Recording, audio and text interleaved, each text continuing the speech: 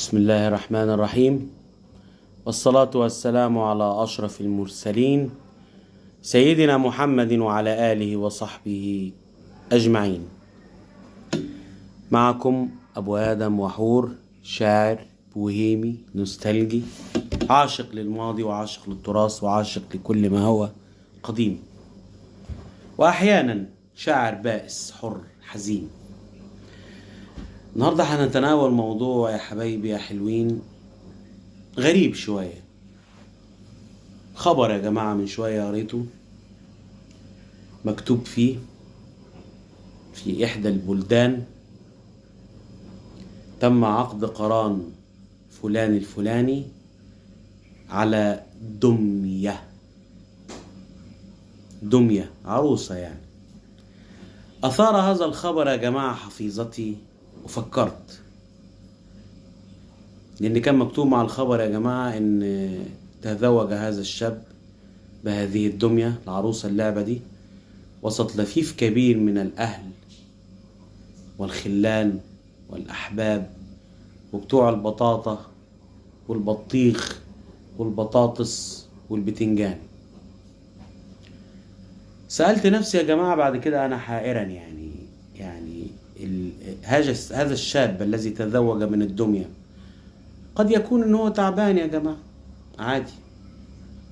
عادي. هذا الموضوع يعني لا يشكل أي خطر إطلاقا، كل واحد حر في حياته، اللي عايز يتجوز دمية، اللي عاوز يتجوز كلب، اللي عايز يتجوز أمه، عادي. ولكن الذي أثار حفيظتي وخلى مخي ده يودي ويجيب اللفيف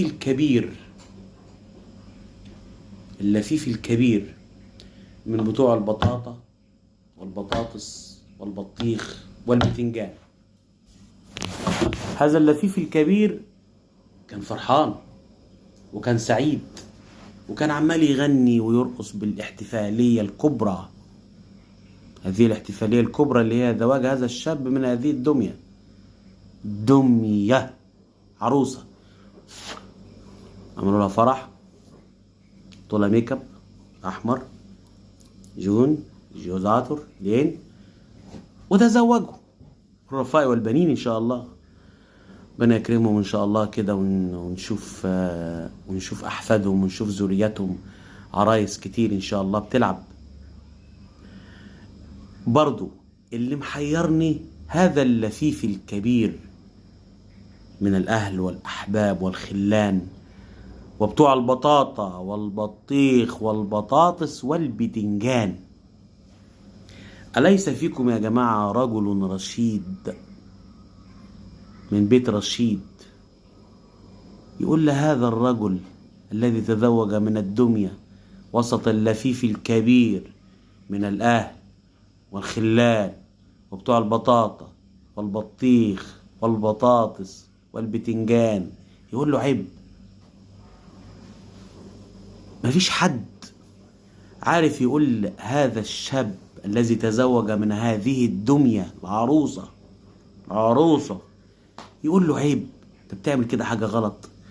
حد طب يجيب له البدلة الصفراء ويلبسها له، هتخش فيه جامد يعني. هو هيعمل كده، هيروح لابسها وهوب طالع على اما حد يلبسه الروب يا جماعة، طبطبوا عليه.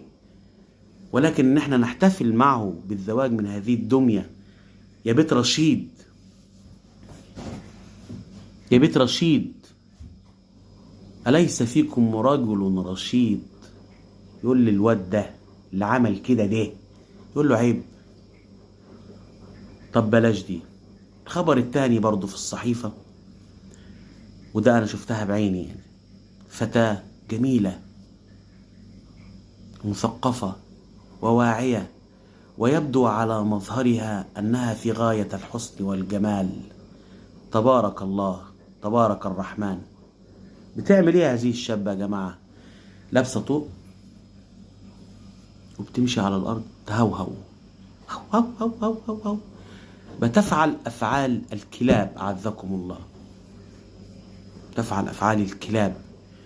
وهناك من يلقي إليها اللحم والفراخ وهي تلتقطه مثل الكلب، تتعامل معاملة الكلب. فسألت نفسي برضو يا جماعة، الناس اللي حواليها دول، هذا اللفيف يا جماعة اللي هو في كل مكان، هذا اللفيف ده في كل مكان، لفيف كبير من بتوع البطاطا، البطاطس، البطيخ والبتنجان، هذا اللفيف الكبير اللي هم من بيت رشيد، اللي هم أليس فيهم رجل رشيد، مفيش حد عارف يمسكها ويقول لها اللي انت بتعمليه ده غلط. هي الحرية يا جماعة، الحرية شيء جميل وبديع ان انت تكون حر. ربنا خلق الحرية دي عشان خاطر الانسان يستمتع بيها، ولكن حريتك، حتى الحرية بتاعتك لها حدود، حتى الحرية بتاعتك لها حدود. يعني ربنا خلق الإنسان وجمله في أحسن تقويم، ولقد خلقنا الإنسان في أحسن تقويم. ربنا خلق الإنسان في صورة جميلة، بعيون، مناخير، وبق، شفايف، شعر، وقوموا عن باقي وسائر مخلوقات الله بالعقل وبالحكمة وبالفلسفة وبالعلوم وبالمعرفة. لما ربنا يديلك كل هذه المميزات والصفات ويفضلك عن سائر مخلوقاته، وانت ما تستغلش هذه الصفات والمميزات عن سائر مخلوقاته وتستغلها بالشكل الغير مشروع والشكل الغير آدمي، يبقى انت كده انسان فاسق داعر. لما ربنا يقول لك ان ما تتعاملش جنسيا الا مع ست انثى، وده حفاظا على النوع وحفاظا على النسل وحفاظا على الاعراق وحفاظا، وتيجي انت مثلا تشوف القطه مثلا بتاعت بنت الجيران، حلوه قطه بنت الجيران دي، قطه بنت الجيران شغلانه عينيا، ولا فيش مكان في القط مش عارف ايه. لما تيجي انت تمسك القطه بتاعت جارتك، جارتك يا مؤمن، جارتك يا مؤمن، ويشوفوك في الكاميرات وانت بتنتهك عرض هذه القطه، يبقى انت فيك خلل نفسي، يبقى انت مش موزون. ايه الدافع اللي خلاك وصلت لهذه المرحله؟ لازم تراجع نفسك، لازم تفكر، تقول انا عملت في نفسي كده ليه؟ ايه اللي انا وصلت له ده؟ ازاي افكر وتفكيري ياخدني ناحية قطة؟ والله العظيم يا جماعة الموضوع ده فعلا حصل، الحادثة دي حصلت فعلا. قطة يا عادل أدهم فضل وراها لغاية هي الست فضلت تدور عليها، ضاعت منها، ففضلت تدور وبتاع ودعبس هنا وهنا، فابتدت تجي تشوف الكاميرات، الكاميرا دي لغاية لما شافت الراجل جارها ده المخبول المعتوه. ما هو لازم يكون يا إما مخبول يا إما معتوه يا إما عنده إعاقة ذهنية جنسية بحتية لألوبية اللي تخليه يفكر إن هو يمسك قطة. عارفين يعني قطة اللي هي بتقول نياو نياو؟ قطة. ياخد القطة ويتناوب الاعتداء عليها، ليس بعد هذا فجر، تناوب الاعتداء عليها وهي تشوفه في الكاميرات، إلى أن ده إيه يعني؟ إيه ده؟ فإحنا ندعو الله سبحانه وتعالى ونحمده على نعمة الإنسانية ونعمة الرحمة ونعمة الإسلام ونعمة التدين وكل نعم الله التي أنعم الله بها علينا في هذه الأزمنة يعني والأوبئة والأمراض المتفشاة. يعني ربنا إن شاء الله بإذن الله تعالى غفور رحيم، إن شاء الله يخرجنا من هذه القرية الظالم. أهلا بكم من جديد، معكم أبو آدم وحور، شاعر بوهيمي نوستالجي عاشق للماضي وللتراث ولكل ما هو قديم.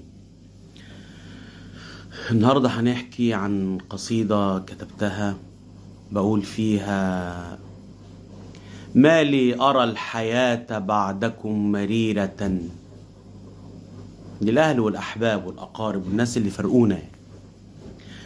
ما لي أرى الحياة بعدكم مريرة، بالله كيف تركتمونا ومن يلملم مآسينا. فلا رحيل مؤلم أنسانا ذكراكم، ولا صبرا على الفراق منجينا. قد رحلتم من دنيانا على عجل، زادتنا مرارة الهجران أنينا. اهتز الوجدان لرحيلكم جزعا، رب احفظ باقيكم دنيا ودينا. نراكم في أحلامنا فترقص قلوبنا طرب، لحال رؤياكم في أحلامنا مستبشرين. نتمنى طول المنام ولكننا نصحو، ودموع العين جامدة في مآقينا. نبحث عنكم بلهفة المكروبين فنجدكم، نبحث عنكم بلهفة المكروبين فنجدكم. كسراب خيل ماء للظمآنين. هوني يا أيام وطأة الأقدار وانشدي، نشيد الوداع في هجر المحبين. انهمرت أنهارا من الأحزان وتدفقت، وجفت مراعي الحب في وادينا. كانت همساتكم دواء للنفس من همومها، فكيف نحن اليوم عن همساتكم منفصلين. كنتم عظماء كعظائم الأمور، وإن اشتدت عصفت بغيركم وكنتم منها ساخرين. الآن رحلوا كل من أحبونا بصدق إلهي، الآن رحلوا كل من أحبونا بصدق إلهي. املأ لنا كؤوس الصبر والنسيان واسقينا. اعتصرت قلوبنا لفراقهم ألما وجذعا، رب احفظ باقيكم وألهمنا اليقين. شكرا يا جماعة. دي كانت كلمات كان الواحد كتبها وهو في زيارة للقبور، لما زار أهله وناسه وأحبابه وكل من فارقونا، العم والخال والعمة والخالة وكل الأهل والأقارب. لهم منا سر ثواب الفاتحة يا جماعة. في برضو كلمات تانية كتبتها بقول فيها: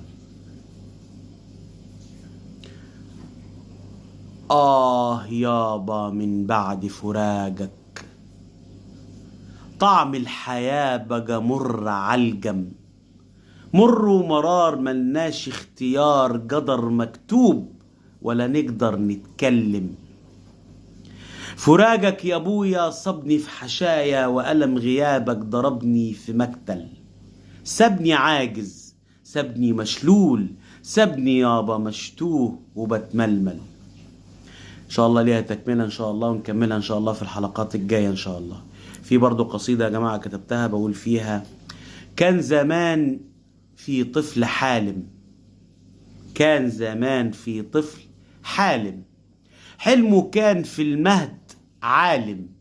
بالسلام يزرع محبة وبالأمان يجني الورود. كان بيكبر حبة حبة ويمني نفسه بالوعود، ولما كان من حلمه يصحى يخاف يبص في المراية. كان زمان في طفل حالم، حلمه كان في المهد عالم. هات قلمك هات كراستك وتعالى واكتب ورايا. هات قلمك هات كراستك وتعالى واكتب ورايا. كان زمان في طفل حالم، حلمه كان في المهد عالم، بالسلام يزرع محبة وبالأمان يجني الورود. كان بيكبر حبة حبة ويمني نفسه بالوعود، ولما كان من حلمه يصحى يخاف يبص في المراية. هات قلمك هات كراستك وتعالى واكتب ورايا. دي كانت كلمات بقول فيها إن بحكي فيها عن طفل كان بيحلم بالأمان وبالسلام، وكان بيحلم إن الحياة والأرض تبقى جنة خضراء، ولكنه اصطدم بالواقع. كبر وشاب وبعدين اصطدم بالواقع، شاف خلق وضيعة، وشاف صنف وضيع، وشاف ناس يعني لا يستحقوا أن يقال عليهم إن هم يعني بشر، يعني بشاعة وشناعة. فحلمه اللي هو بدأ بيه وكان بيحاول إن هو يعني ينجح فيه فشل وسقط. في برضو كلمات تانية يا جماعة بقول فيها، بتكلم فيها عن بورما، عن أهالينا في بورما، وبتكلم فيها عن قسوة المشاعر وقسوة الناس اللي مش عايزة حد يعيش في سلام. يا جماعة، إن السلام ورسالة السلام والأمان دي شيء جميل، إن الناس تعيش في سلام وحب ومودة. شيء جميل إن الإنسان يعيش بعيد عن الخطورة وعن الحروب وعن المعارك. يعني الناس بتحارب وبتعمل معارك وبتعمل كل ده عشان إيه؟ عشان إيه يا جماعة؟ يعني ليه الناس ما تعيش في سلام وتعيش كده في حب ومودة ويحبوا بعض، والشعوب كلها تحب بعض، وكل الناس اللي ربنا خلقهم دول على هذه الأرض يحبوا بعض. وما ينفعش إن في برضو يا جماعة، يعني أنا أحيانا بشوف إن في ناس بتحس إن هم معاهم صكوك الغفران، يعني هم الوحيدين المسؤولين عن صكوك الغفران، يعني يودوا ده الجنة ويودوا ده النار. الجنة والنار يا جماعة بيد ربنا بس، هو الوحيد الخالق عز وجل اللي خلقنا، وعارف إن إحنا بشر بنخطئ ونصيب، وهو في ايديه، يعني هو في ايديه مفاتيح الجنان ومفاتيح النيران، هو اللي في ايده يدخل ده الجنة ويدخل ده النار. يا جماعة مفيش مخلوق خلق على هذه الارض له الاحقية ان هو يقول ان ده في الجنة وده في النار. ما ينفعش يا جماعة.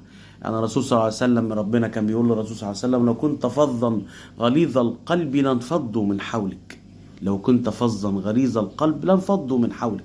ده الرسول، رسول الإنسانية عليه رحمة الله، يعني كان رجلا كريما وشهما ونبيلا. ما ليه ما ننفعش؟ ليه ما نخلوش قدوتنا يا جماعة؟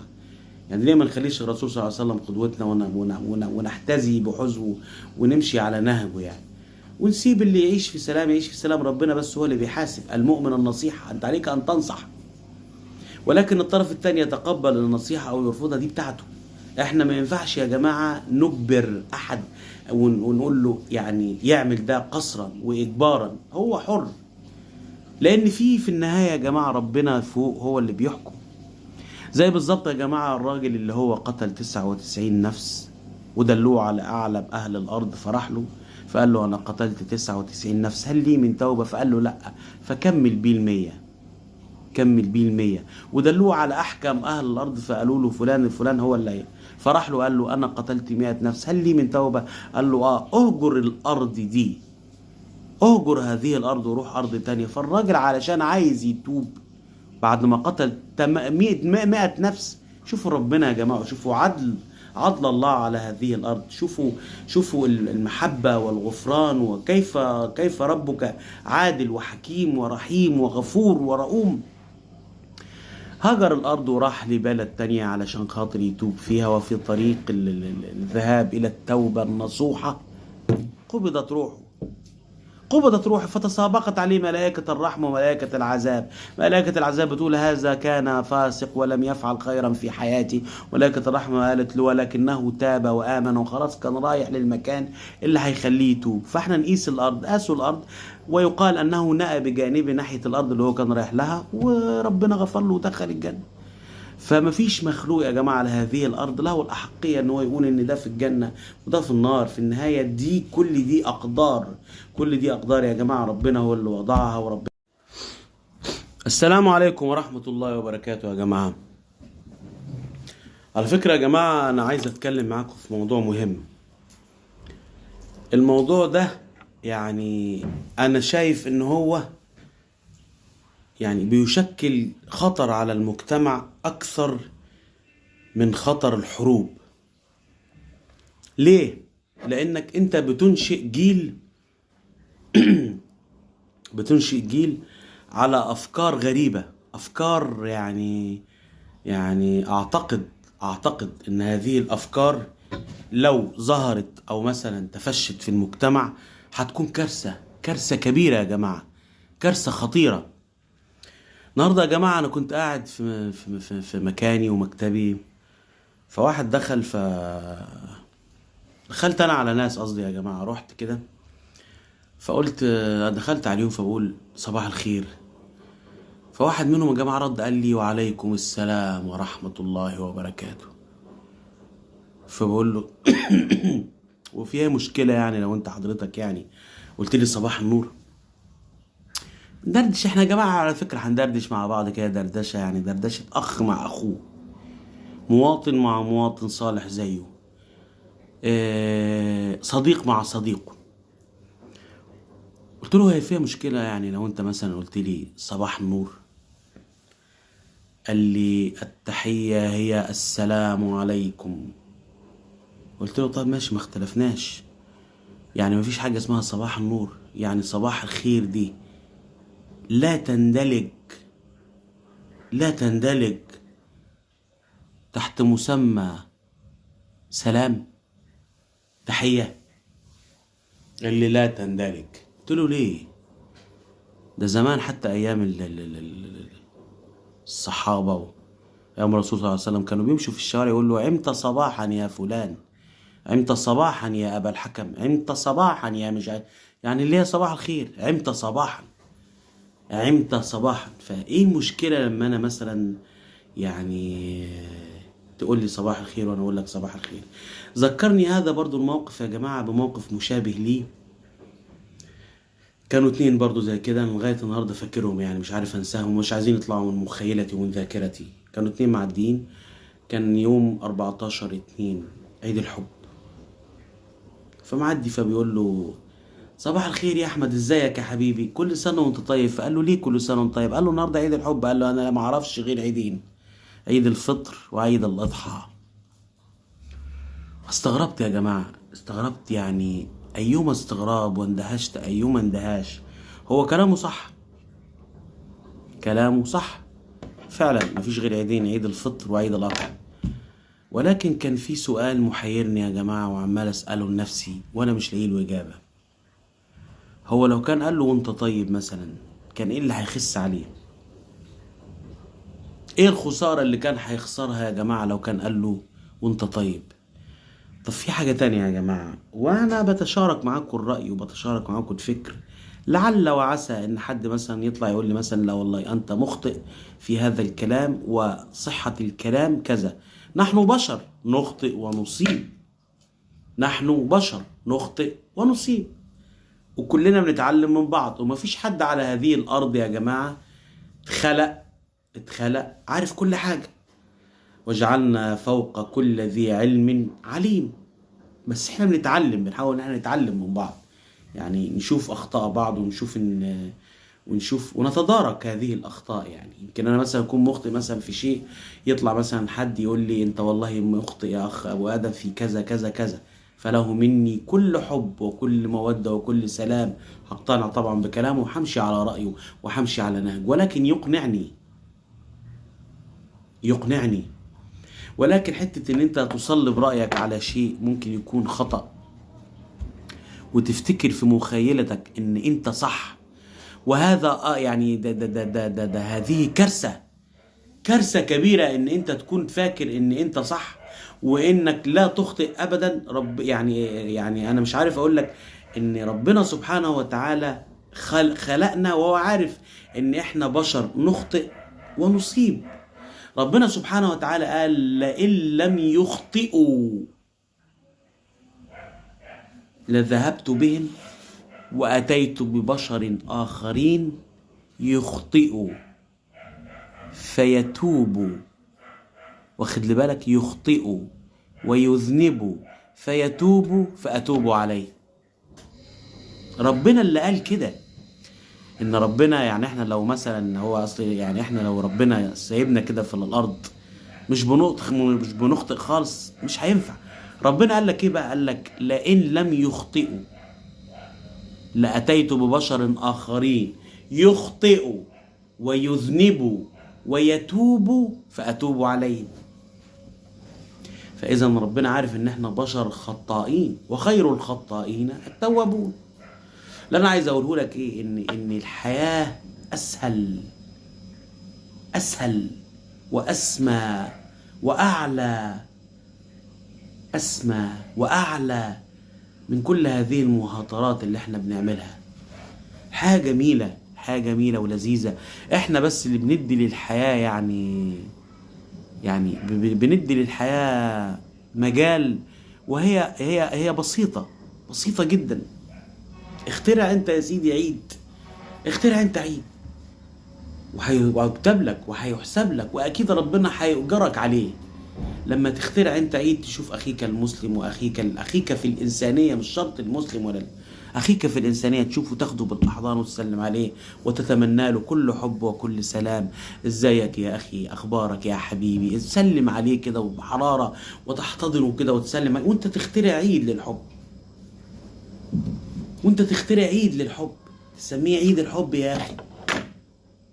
يعني انت لو اخترعت مثلا عيد للحب، مثلا الناس تحب فيه بعض والناس يقابلوا بعض فيه بفرحة وبشاشة وجه وبسرور النفس، حلو كده. ولا اشوفك واكون عابث الوجه قاطب الحاجبين واشوفك اعمل كده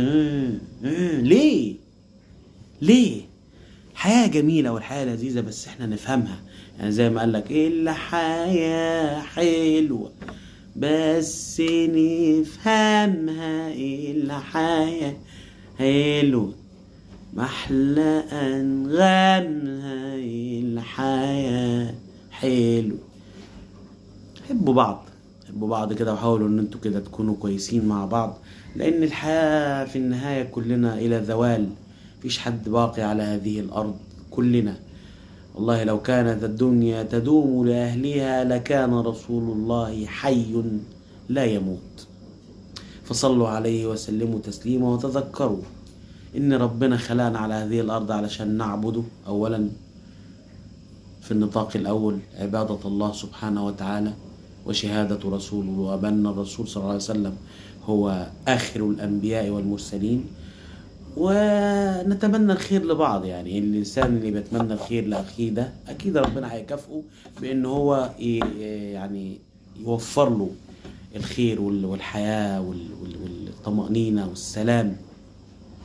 ولكن الصراع النفسي اللي احنا عايشين فيه ده عشان السلطة، عشان المال، عشان النفوذ، عشان السطوة، زائل.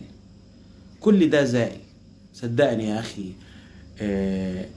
لن يبقى إلا وجه الله سبحانه وتعالى. ونتمنى على الله سبحانه وتعالى إن احنا يعني إذا وافتنا المنية إن احنا في جنان الخلد بإذن الله، نلتقي جميعا عند الحوض ونشرب من يد رسول الله صلى الله عليه وسلم الشريفة شربة هنيئا لا نظمأ بعدها أبدا. تمام. ونتقابل كلنا يا جماعة كده على سرر متقابلين في جنات الخلود.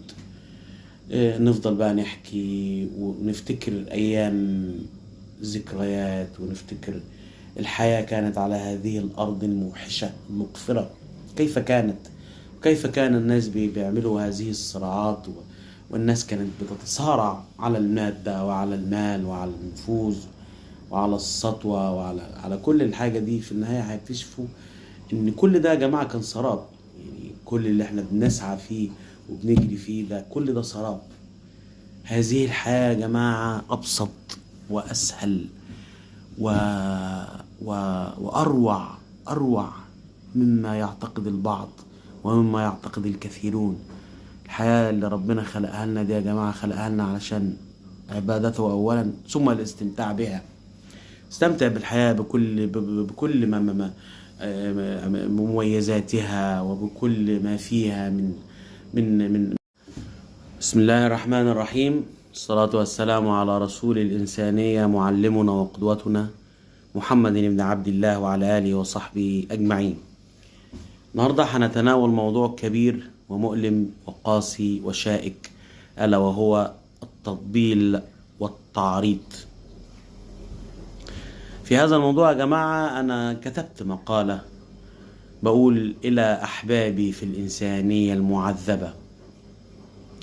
طبعا المقالة دي يا جماعة أنا بقولها ليه؟ لأن أنا شفت كثير من الطبالين والدهنجية والمعرضين أو المعرضين كما قال ابن خلدون في المقدمة.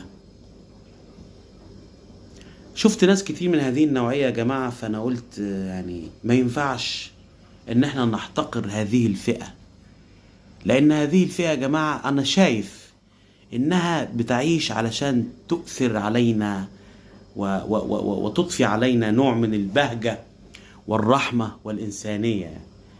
فأنا كتبت في هذا الموضوع يا جماعة بقول إلى أحبابي في الإنسانية المعذبة: لا تحتقروا المعرضين والطبالين لخطاياهم، بل حبوهم رغم خطاياهم. لا تحتقروا الطبالين والمعرضين لخطاياهم، بل حبوهم رغم خطاياهم. حبوا خلق الله جملة، حبوا البشر، حبوا الحيوانات، حبوا الطيور، وحبوا المعرضين. لماذا يا أحبائي؟ لأن الرب قد خلق لها في قلبها عبطا بريئا. لا تعكروا هناءها، لا تخالفوا إرادة الخالق، لا تعذبوها بأسئلتكم وسخريتكم اليومية. اتركوها كما هي تغذل القوانين وتتفلقص مع المتفلقسين وتتفنس مع المتفنسين. حبوا السادة المعرضين طواعية وبلا أجر، حبوا السادة الطبالين والدهنجية طواعية وبلا أجر. لماذا يا أحبائي؟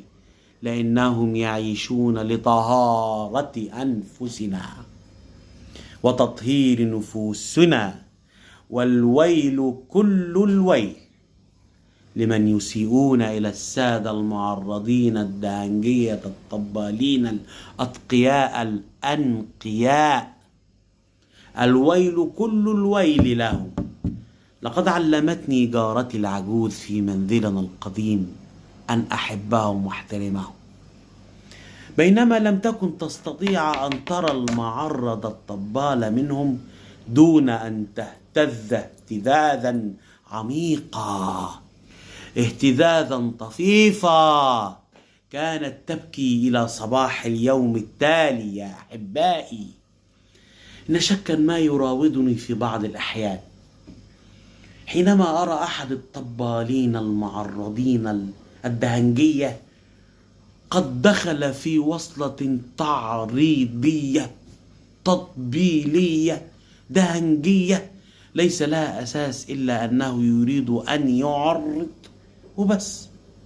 فأتساءل بيني وبين نفسي حينما أرى هذا الطبال الدهنج المعرض وهو يعرض ويطبل ويدهن في وسائل التواصل الاجتماعي، في الجرايد، في المجلات، على صفحات التلفزيون، وصلة تعريضية يا سادة ليس لها أساس سوى أنه يريد أن يعرض وبس. فأتساءل بيني وبين نفسي بماذا أرد على هذا الكائن المعرض هل أخذه بالتبكيس والتفتين والتبوين إلى أن تنفرج شفتاه فينفخش منها السثاء نبروتا؟ أنا أقول أنه دائما عليكم باختيار الرفق واللين والهوادة. لماذا؟ لأنه متى ضمنت اختيار الرفق واللينة والهوادة ضمنت استفزاز المعرض الطبال الدهنجي حتى يتمادى في تعريض أملا في إبهارك، إلى أن يصاب يوما ما بذبحة قلبية فيموت ونرتاح من شروره وتعريضه. هذه المقالة كنت كتبتها في أحد الطبالين الدهنجية المعرضين، وكان هناك سؤال يطرح مخيلتي ولم أجد له أيضا إجابة. هذا السؤال ظل يراودني بعد أن شاهدت المشهد من فيلم عنتر بن شداد، مشهد عمار بن زياد حينما كان يجلس بين القوم ويفشر وينخع ابن ستيته، فكان ينخع ابن زياد وكان يقول: الأول شجيته بضربة واحدة شجيته نصين، والتاني فر واختفى بين الأدغال كما تختفي الأطفال. كده ولا لأ يا رجال؟ أي والله أي والله. جيش كبير من وراء عمار بن زياد، أي والله أي والله. فظللت أسأل نفسي وأتساءل: لماذا هذه الكمية الكبيرة من التطبيل والتعريض والنفاق والدهان؟ لماذا؟ سألت نفسي. كان هناك أيام الملك النعمان في العراق مهندس معماري، هذا المهندس يقال له سنمار. أيام الملك النعمان حينما كان يبني هذا المهندس المعماري قصر الخورنق، أراد هذا المهندس المعماري الجليل المحترم أن يعرض ويطبل للملك النعمان، فقال له: يا ملك يا نعمان، في هذا القصر الجميل الفخم مكان إذا شققت عنه ولعبت فيه انهار هذا القصر من فوق لتحت. كان هذا المهندس يعرض للملك النعمان، ولكن تعريضه دخله في حيطة. فالملك النعمان قال له: في حد غيرك عارف مكان الطوبة دي؟ يالا. قال له: ما فيش حد غير أنا يا ملك النعمان. قال له: طب تعالى معايا. خده وطلع بيه فوق فوق فوق فوق فوق فوق، وعند وصوله إلى أعلى قمة في القصر قام بإلقاء سنمار على رأسه، فوقع يا باشا مثل الفجل حينما تقع على الأرض، أو الجرجيرة حينما تختص من البعث. تعريضك وتطبيلك لم يفتك إذن يا سنمار، فلماذا تعرض؟ أهو الخوف من الحاكم؟ أهو الخوف على لقمة العيش؟ قال تعالى في أحد الأحاديث: والله لو ركب المرء الريح هربا من الرزق لركب الرزق البرق ليلحق به. يعني انت بالبلدي كده لو هربت من الرزق بتاعك ده هيركب أسرع وسيلة ويلحق بيك ويجيبك. المسألة محسومة إذن، فلماذا تعرض؟ أهو الخوف من الموت؟ جميعنا إلى زوال، وستتحدث علينا مآثرنا بخير كان أو بشر. المسألة محسومة إذن، فلماذا تعرض؟ لطالما وقف هذا السؤال شوكة في ظوري. يا من فرعنتم الطاغي حتى طغى، وفرشتم أنفسكم كمطايا تتأهى أقدام من عرضتم ودهنتم وأفلشتم لهم. لماذا لا تموتون يا ولاد الله وتمحى ذكراكم المن من هذه الدنيا، ويأتي الله ببشر أنقياء لا يعرفون التعريض ولا يسمعون عنه، بشر جدد تصدر كلماتهم من أعماقهم لا منا، لا يخافون في الله لومة لائم، لا يخافون في الله لومة لائم. بسم الله الرحمن الرحيم. والآن مع فيديو جديد ورائع، ومن إحدى الروائع بتاعتي يا جماعة. معاكم أبو آدم وحور، شاعر بوهيمي نوستالجي، عاشق للماضي وعاشق للتراث وعاشق لكل ما هو قديم. والنهاردة هنتناول موضوع في غاية البشاعة، غاية القسوة يا جماعة، ألا وهو الآداب الهامة عند ارتياد المواصلات العامة. واخدين بالكم من العنوان؟ الآداب الهامة عند ارتياد المواصلات العامة. طبعا زي ما حضراتكم عارفين وكلنا عارفين ان المواصلات العامة اماكن شديدة القدسية واماكن شديدة الخصوصية. حاجة كده يا جماعة من وجهة نظري انا عاملة زي ايه؟ عاملة زي المساجد والكنائس وبيوت الله والحمامات وما شابه يا جماعة. ليها قدسية، ليها خصوصية، يعني مكان خاص، يعتبر ان هو خاص، هو مواصلة عامة فعلا، هي مواصلة عامة ولكن شديدة الخصوصية. زي ايه يا جماعة؟ زي الطائرات والبصات والميكروباصات والأتوبيسات، تمام؟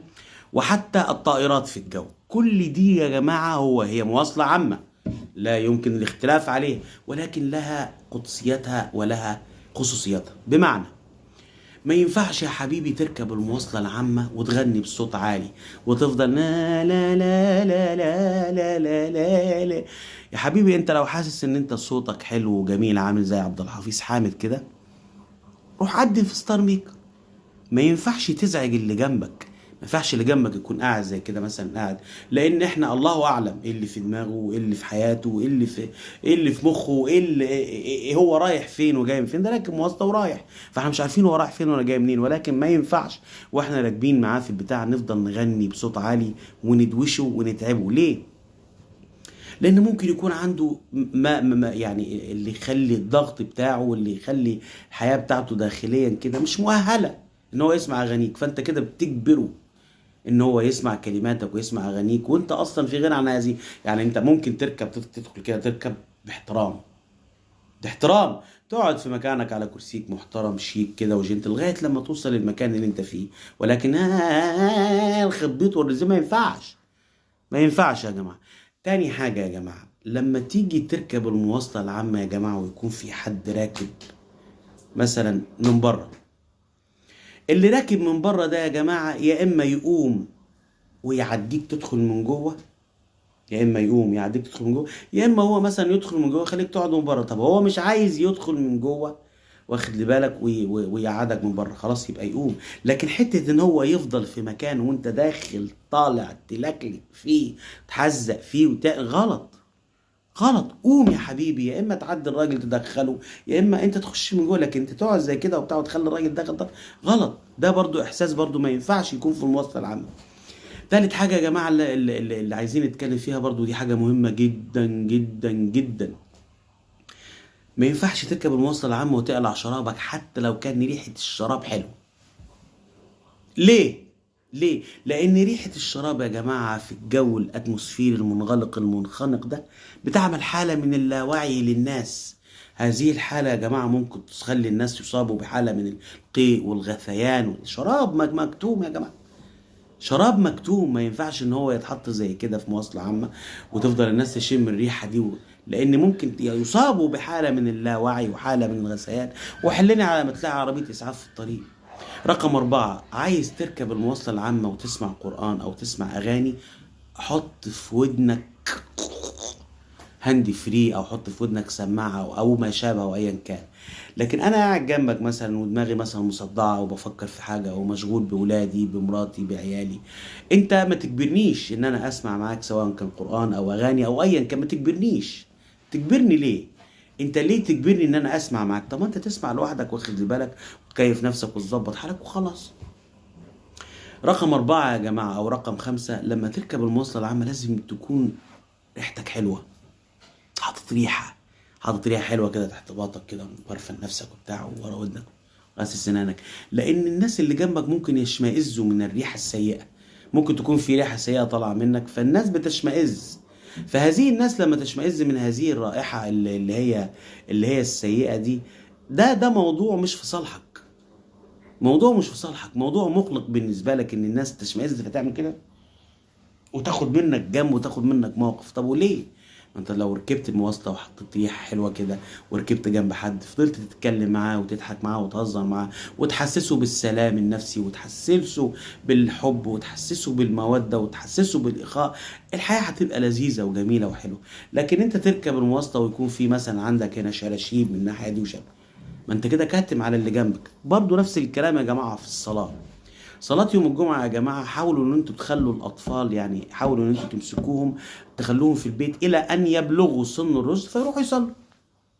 لكن الطفل يروح يا جماعة عشان يصلي في الجمعة وهو ده شوية شوية. انا بشوف الاطفال هناك في يوم الجمعة بيجروا يجري من هنا يجري من هنا ويجري يخش من هنا ويخش، تحس ان هو هيدخل من بين صوابع المصلين وهم بيصلوا. ده غلط. غلط ان الناس وهي بتصلي عايزه تكون في قمه الايمان، قمه الروحانيات، قمه الحاجات الحلوه. يعني ما ينفعش وانا بصلي يفضل واحد معدي قدامي كده يجري من هنا ويجري من هنا. غلط يا جماعه. نحاول ان احنا ناخد بالنا من هذه التفاهات يا جماعه، وتفاهات الامور دي يعني اعزكم الله. ممكن تخلي واحد مثلا هو مثلا قاعد في البيت مثلا بيتكلم يقول لك ده فلان الفلاني ما عرفش يربي ابنه، ده فلان الفلاني ابنه مثلا بيعمل كذا كذا كذا كذا، ده فلان. فيعني زي ما بيقولوا كده الخلفة العار بتجيب لأهلها النعيلة، وده غلط. غلط يا جماعة. احنا نحاول ان احنا نحافظ على الأطفال اللي هم في سن الرشد دول علشان لما يبلغوا الحلم يقدموا للمجتمع شيء يا جماعة يفخر بيه المجتمع، يفخر بيه المجتمع. يعني حاولوا ان انتوا تخلوهم مثلا في صغرهم كده. طبعا اللي هي الايام اللي احنا فيها دي ايام صعبه، اعزكم الله اخواني المسلمين والاديان باقي الاديان. فاحنا بنحاول ان احنا على قدر الامكان في هذه الايام الصعبه ان احنا نتدارك الامور، ونحاول ان احنا على قدر الامكان وعلى قدر الصعاب اللي احنا بنواجهها ان احنا نحاول نربي ولادنا تربيه يعني حلوة كما ربونا آبائنا. يعني احنا تربينا زمان يا جماعة على الكتب الجميلة، المكتبة الخضراء كتب الهلال للأولاد والبنات وسلاح التلميذ. حاولوا ان انتوا تربوا أولادكم الفترة اللي جاية دي يا جماعة على هذه النشأة، علشان يا جماعة ينشأوا الناس الصح ويفيدوا هذا المجتمع ويفيدوه بأشياء وحاجات يعني تنقصنا وتنقص. يعني مصر يا جماعة ولادة، مصر ولادة، ومصر فيها خير، ومصر جميلة، ومصر إن شاء الله بإذن الله بفضل ولادها وبفضل حبايبها وبفضل رجالها المخلصين الشرفاء إن شاء الله في مصف الدول، في مصف الدول بإذن الله. بس إحنا نحاول إن إحنا نخلي قلبنا على قلب مصر، نحاول إن إحنا يا جماعة نخلي مصر دي يعني دي يعني علمنا الناس الحضارة، فن، الثقافة، التحنيط، الأدب، الفنون، المعرفة. علمنا كل بلاد العالم وكل حضارات العالم كل هذه الحاجات. فمش هينفع ان احنا نبان قدام الناس بهذا المنظر يعني. وبرضه في حاجة تانية برضه كنت عايز اتكلم عليها، ان ما ينفعش يعني على رأي امي الله ربنا يديها الصحة، ما ينفعش ننشر غسيلنا السيء قدام الناس بره. يعني إذا كان في عيوب، في أخطاء، في حاجات محاولات مثلا فاشلة لأوضاع معينة، نحاول إن احنا نتدارك هذا الموضوع يا جماعة، وما نخليش الموضوع يكبر والفجوة بتاعته تكبر وتوسع. لأن الناس بره بيبصوا لنا بصة يعني سيئة، وإحنا ما ينفعش مصر اللي صدرت العلوم والفنون والثقافات والمعرفة والآداب والتاريخ والجغرافيا تظهر بمظهر سيء قدام الناس برا. لأن مصر التاريخ، مصر المهابة، مصر العروبة، مصر هي كل يعني أم الدنيا، أم الدنيا. فما ينفعش مصر أم الدنيا دي تظهر بهذا المظهر قدام الناس برا الغرب ويبصوا لنا البصة اللي هي المسيئة، بسبب مثلا ان احنا مش يعني غير قادرين مثلا على مواكبة.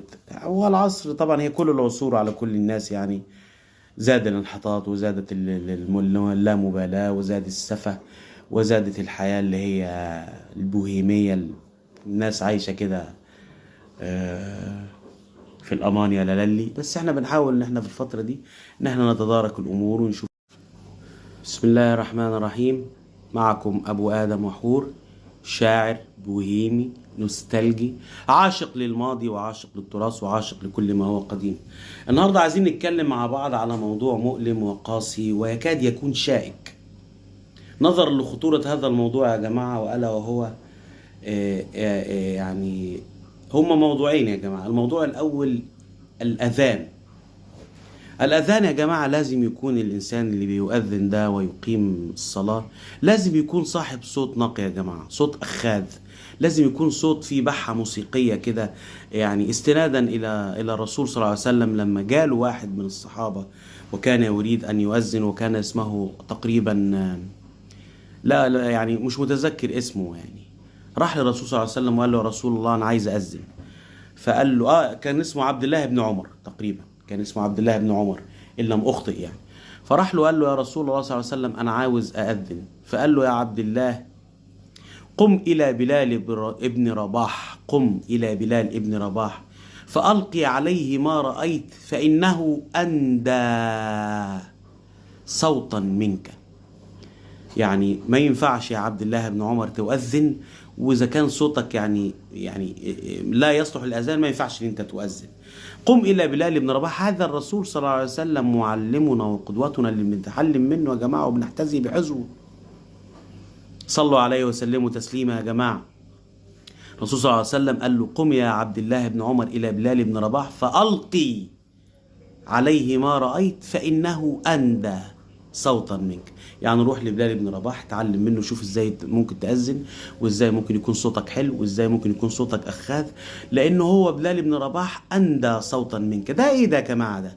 ده دلالة على ايه؟ دلالة على أن الرسول صلى الله عليه وسلم يعني عليه أفضل الصلاة وأتم التسليم عايز يعلمنا ان ما ينفعش أي حد يجري على المايك. ما ينفعش تجري على المايك بتاع الأذان وتأذن وانت صوتك وحش. الحكاية مش سبق خير. اللي انا عايز اقوله يا جماعه ان الحكايه مش سبق خير. يعني شوف الرسول صلى الله عليه وسلم كان بيعلمنا هنا القدوه صلى الله عليه وسلم كان بيعلمنا ان ما ينفعش حد يؤذن الا اذا كان دارس للمقامات الموسيقيه وقارئ لكتب الفقه.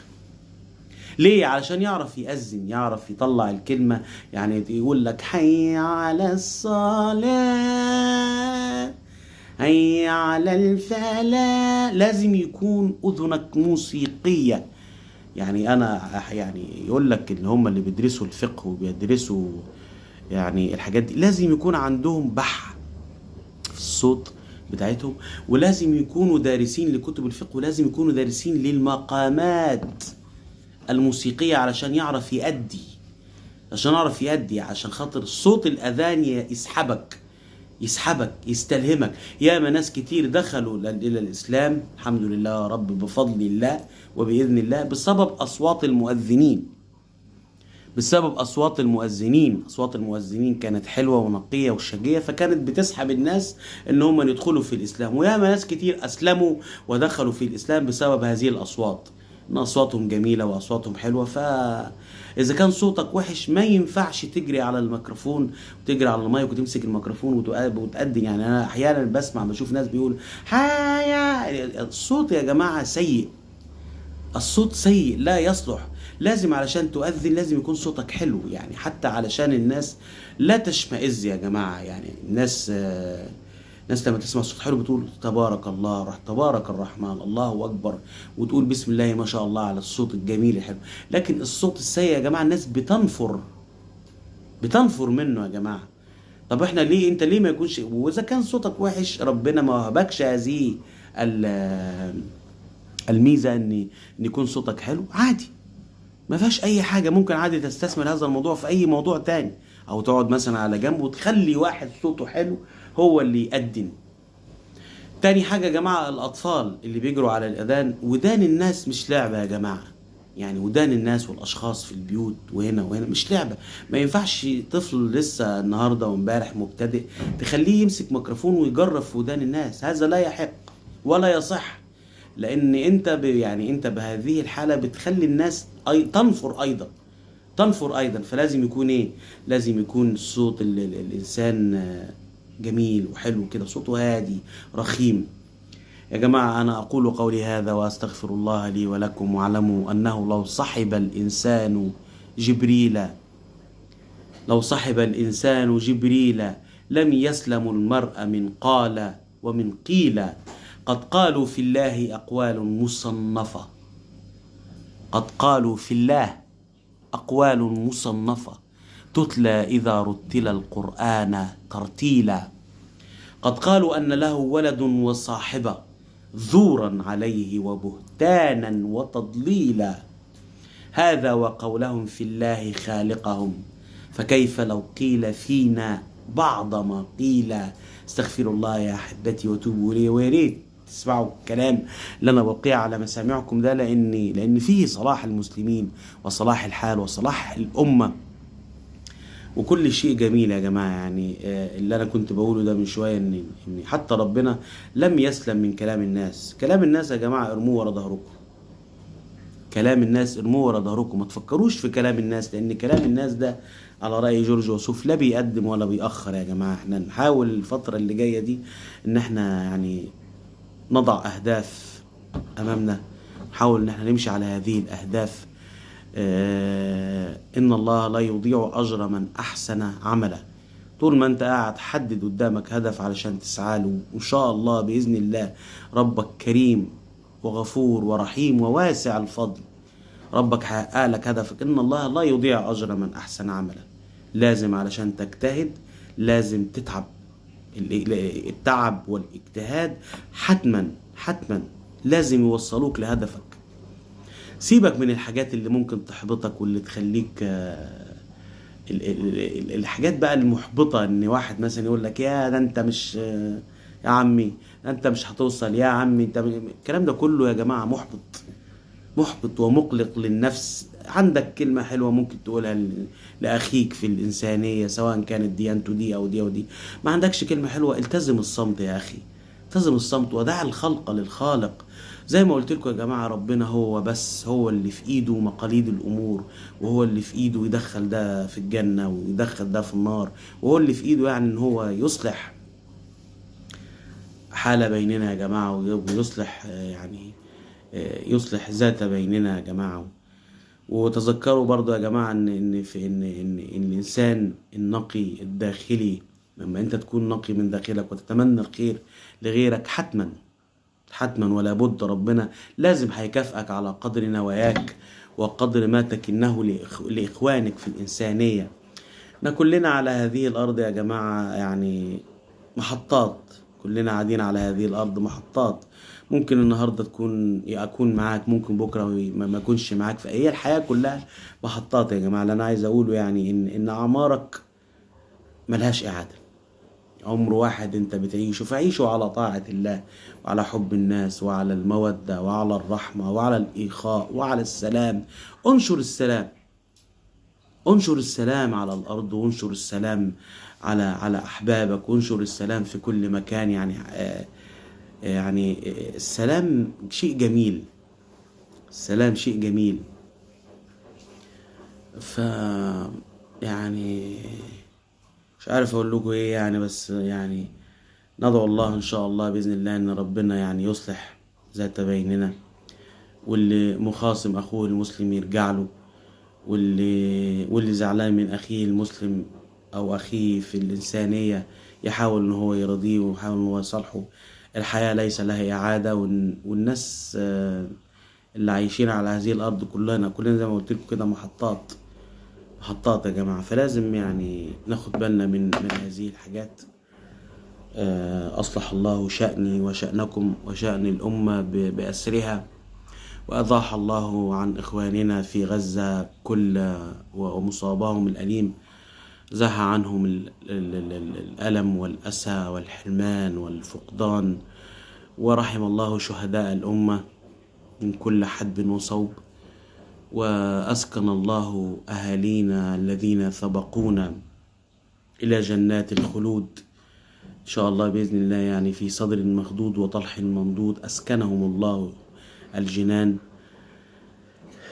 ويعني سعدت بالحديث معاكم يا جماعة، سعدت بالكلام معاكم، وأنتم الإخوة والأحباب وكل